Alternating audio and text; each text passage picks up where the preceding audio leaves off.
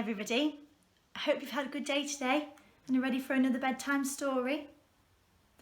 Once upon a time, there lived an old shoemaker and his lovely wife. And although they worked very hard, they were really poor. One day, the old shoemaker, he had just enough money left to buy enough leather to make 2 pairs of shoes. And he went off to the market. But on his way, he met an old lady who was very poor and very sick.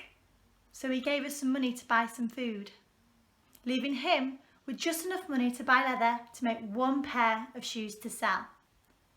That day he got home very exhausted and he cut patterns in the leather before going off to bed to make them the next day. But the next day, when he and his wife came down the stairs, they saw something that amazed them. There on the table was a pair of shoes. A pair of shoes made with the leather that he had cut up the night before, and they looked perfect. They looked brilliant. Shoemaker, he couldn't believe it. He scratched his head. Did you do this? His wife shook her head, and they both marvelled at the shoes. Then a very rich customer entered who loved the shoes. He thought they were perfect, and he bought them straight away at double the usual price. The shoemaker, being the hard-working man he was, went straight back to buy more leather, and this time bought more for 2 pairs of shoes. That night, he cut the patterns in the leather and left them in the same place as before heading off to bed. And the next day, they couldn't believe it when they came downstairs and saw 2 pairs of shoes, just as beautiful as the days before, sitting on the table. 2 customers entered and they bought the shoes straight away. Oh, he could not believe his luck. So he went back to buy more leather at the market, this time buying enough leather for 4 pairs of shoes. And again, he cut the patterns into the leather, left them there, and came down to see 4 pairs the next day. Oh, the same thing kept happening. The shoes kept appearing, and he kept going to buy more leather and making the patterns, and then they kept appearing. Soon, him and his wife, they weren't poor at all. They were living comfortably, and they were fed and they were warm. "Let's stay up tonight," said the shoemaker to his wife. "Let's see who's helping us." So that night, after he'd cut the patterns into the leather, they didn't go to bed.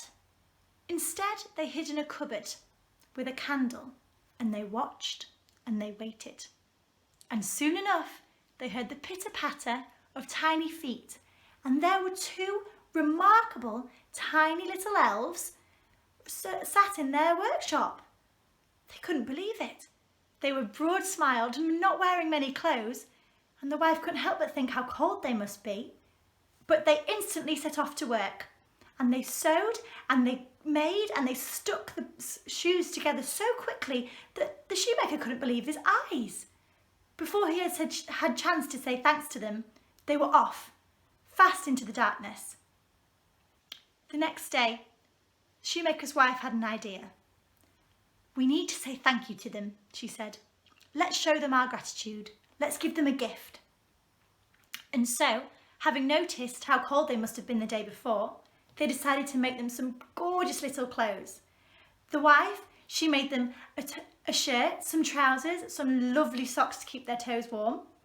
And the shoemaker, well, he worked tirelessly that day to make them those gorgeous pair of little shoes that you'd ever seen. And once again that night, instead of going to bed, they got in the cupboard with their candle and they watched. And soon enough, the beautiful little elves appeared again, and they were about to set off to work when they realised there was no leather, but gifts for them. Oh, they loved their shirts and their trousers and their socks, and more importantly, they loved their gorgeous pairs of shoes. And they skipped off merrily into the darkness, singing thank yous the whole way. This made the wife and the shoemaker very happy. Although they never got to see the elves again, their business got better and better and better. Their luck stayed with them, and sales went up and up and up. The shoemaker kept working hard, but this time he was rewarded.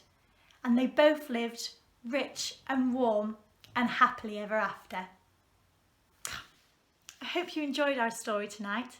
Thank you for joining me. I'll see you next time for another adventure. Sleep nice.